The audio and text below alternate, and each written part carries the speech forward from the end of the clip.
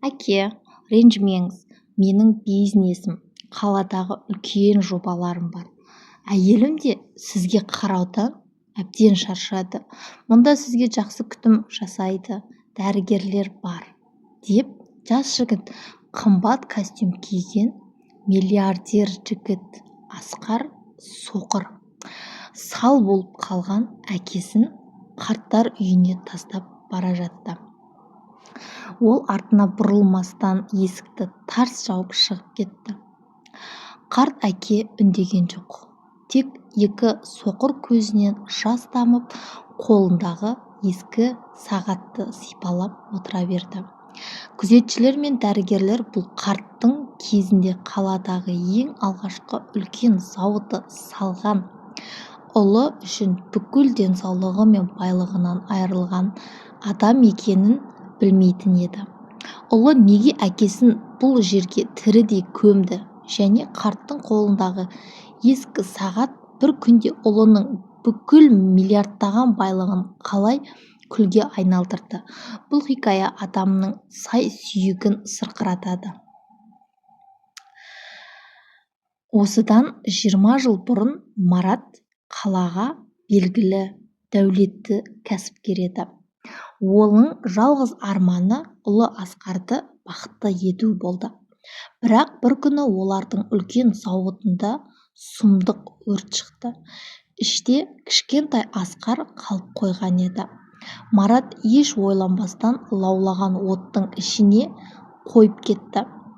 Үлкен ұлын аман-есен алып шыққанымен өрттің улы түтіні мен құлаған темірлер Маратты мүгедек етті. Оның екі көзі көрмей қалды, ал аяғы мүлдем баспайтын болды. Зауыт та күйіп кетті. Ауруханадағы кішкентай Асқар жылап: «Папа, мені кешірші, менің кесірімнен сіз соқыр болып қалдыңыз. Енді қалай өмір сүреміз?» Марат: «Балам, менің көзім көрмесе де, сенің болашағың жарқын болса болды. Сенің амандығың менің ең үлкен байлығым». Әкесі мүгедектер арбасына таңылса да, қалған соңғы тиынына Асқарды шетелде оқытты. Ұлы өсіп, әкесінің ескі достарының көмегімен үлкен бизнес бастады. Ол өте тез байыды, миллиардер атанды. Қаланың ең сұлу ерке қызы Динараға үйленді. Бірақ байлық пен тәкаппар әйел Асқардың жүрегін тасқа айналдырды. Асқардың әйелі Динара атасына қарауды өзіне қорлық деп санады. Үйдің берекесін қашырды, иісі шығады, қонақтардан ұяламын деп күнде күйеуіне ұрыс шығаратын. Асқар әйелінің айтқанынан шыға алмай, әкесін қарттар үйіне өткізуге шешім қабылдады. Асқар: «Әке, мен сізді қала сыртындағы жақсы жерге апарамын. Онда сізге бәрі қарайды, маған ренжімеңіз». Марат қарт сабырмен: «Балам, мен саған ешқашан ренжімеймін. Сен бақытты болсаң болды. Тек мына қолымдағы ескі сағатты алып қал. Мұны маған кезінде анаң сыйлаған еді. Саған естелік болсын».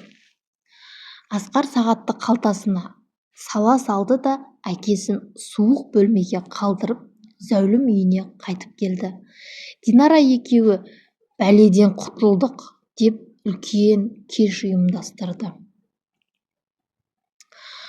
Бірақ әкесін ренжіткен ұлдың бақыты ұзаққа бармады. Тура бір аптадан кейін Асқардың ең үлкен халықаралық жобасы сәтсіздікке ұшырап, шетелдік инвесторлар оны сотқа берді. Оның бүкіл есеп-шоттары бұғатталды.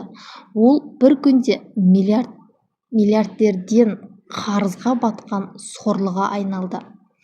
Күйеуінің банкрот болғанын естіген әйелі Динара сол түн-ақ бүкіл қымбат заттарды ұрлап, басқа бай жігітке қашып кетті. Асқар бос қалған үйдің ортасында басын ұстап жылап отырды. Ешкімі қалмады. Достары, әйелі бәрі сатып кетті. Ол қалтасынан әкесі берген ескі сағатты шығарды. Ызамен сағатты қабырғаға лақтырып жібергенде сағат шағылып, ішінен кішкентай ескі темір кілт пен сарғайған құжат түсті. Асқар таң қалып, құжатты оқи бастады. Бұл Швейцария банкіндегі құпия есеп-шоттың құжаты еді. Онда Марат қарттың кезінде зауыт өртенбей тұрып ұлының болашағы үшін сақтап қойған 5 миллион доллар ақшасы бар болып шықты.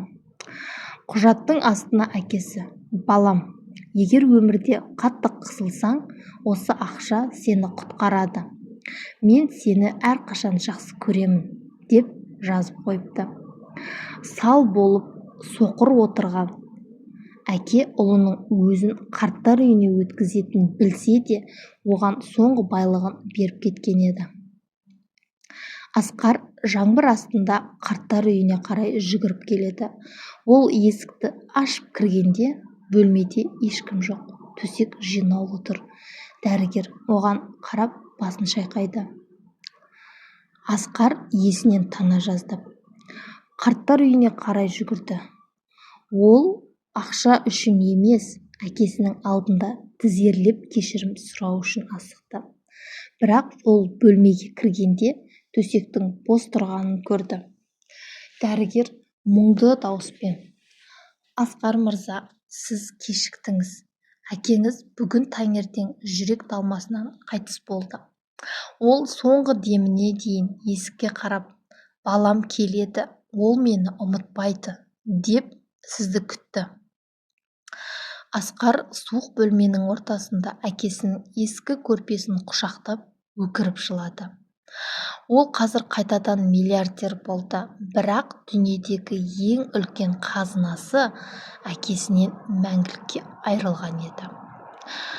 Ата-ананың қадірін тірісінде білмеген ұлдың өкініші өмір бойы оның жүрегін өртейтін болады. Достар, бұл хикая сізге қалай әсер етті? Асқар кешірімге лайық па? Пікір жазыңыз. Дәл қазір әкеңізге хабарласыңыз. Олар мәңгілік емес.